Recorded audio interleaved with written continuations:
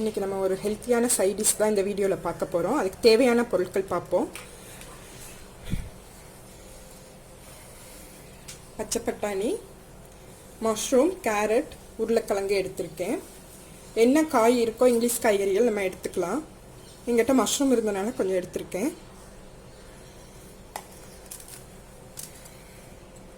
பொடிசாக கட் பண்ண வெங்காயம், தக்காளி, ஒரு 3 தக்காளியை கட் பண்ணி வச்சுருக்கேன். அரைக்கிறதுக்கு தேங்காய் எடுத்து வச்சுருக்கு, கருவேப்பிலை, நெக்ஸ்ட்டு இஞ்சி பூண்டு பேஸ்ட்டு, உப்பு, மஞ்சத்தூள், மிளகாத்தூள், கரம் மசால், தாளிக்கிறதுக்கு பட்டை, பிரிஞ்சி இலை, ஸ்டாரனஸ், நெக்ஸ்ட்டு இந்த பட்டை வாசனை பொருட்கள்லாம் எடுத்துருக்கேன், கிராம்பு, மராத்தி மொக்கு, இதெல்லாம்.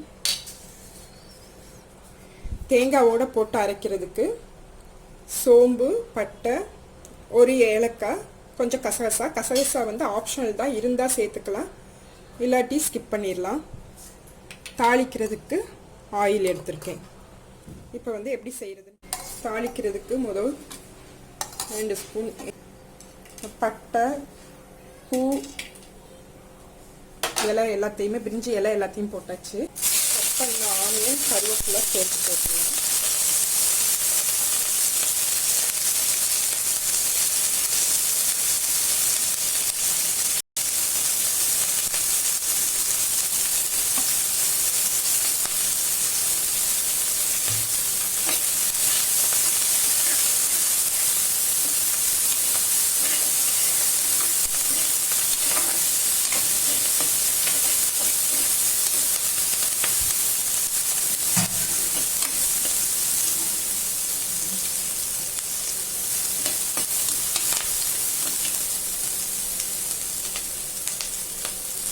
இது லைட்டாக வதங்கினதும்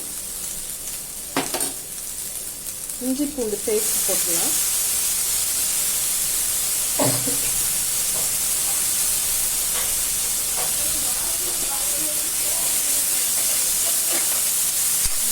பேஸ்ட் போட்டு வதக்கிட்டு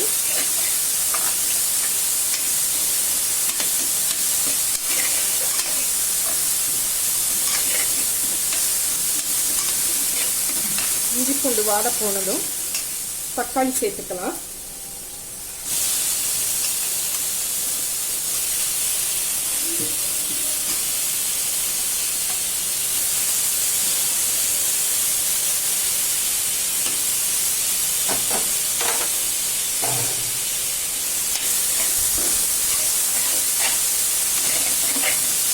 நல்லா வதங்குறதுக்கு உப்பையும் இப்போ சேர்த்துடலாம்.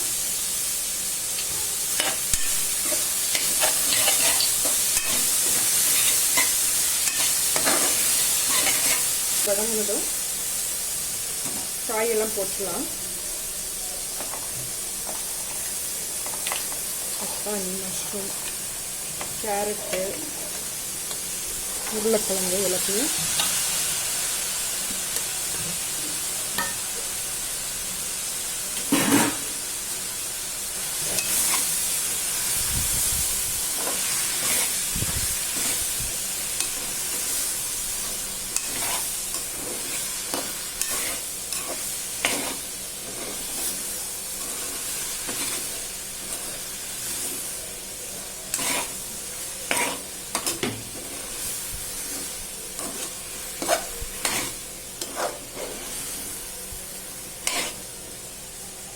நம்ம இது வேக வைக்க தான் போகிறோம். ரொம்ப வதங்கணும், ஃபுல்லாக வதங்கணும்னு இல்லை.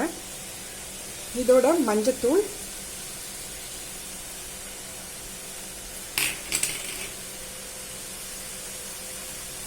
மஞ்சத்தூளுக்கு அடுத்து மிளகாத்தூள் சேர்த்துருக்கேன்.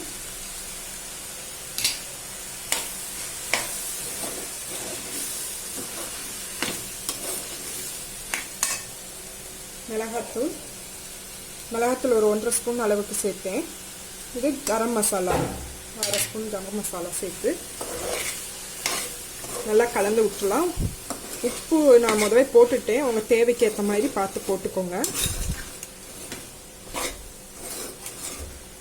இது கொஞ்சம் வதங்கிட்டு இருக்கட்டும். அதுக்குள்ள நம்ம தேங்காய் அரைச்சிட்டு வந்துடலாம்.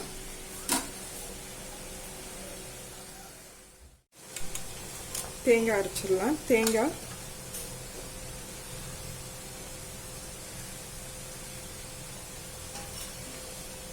தேங்காவோட சோம்பு, 2 பட்டை, 1 ஏலக்காய், கசகசை சேர்த்து அரைக்க போகிறோம்.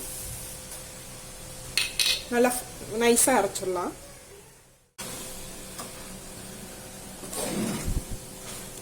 நல்லா மசாலா வதக்கி விட்டாச்சு. நம்ம குக்கரில் இதை வந்து ஒரு விசில் வச்சு தான் ஆஃப் பண்ண போகிறோம். இப்போ தேங்காய் ஊற்றிடலாம். தேங்காய் அரைச்சதை ஊற்றுறேன்.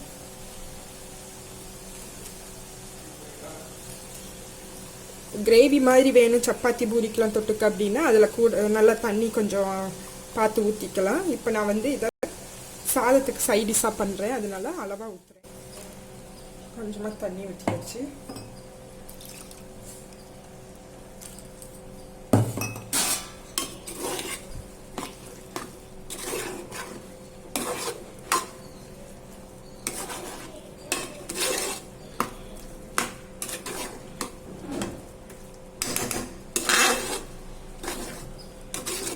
வந்து சாதத்துக்கு சைடிஷாக பண்ணுறதுனால ரொம்ப தண்ணி ஊற்றாமல் கொஞ்சம் கெட்டியாக தான் வைக்கிறேன். நீங்கள் சப்பாத்தி பூரி இட்லிக்கெலாம் வேணும்னா தண்ணி ஊற்றி கிரேவி மாதிரி வச்சுக்கோங்க. இப்போ வந்து மூடி போட்டு ஒரு விசில் வச்சிடலாம்.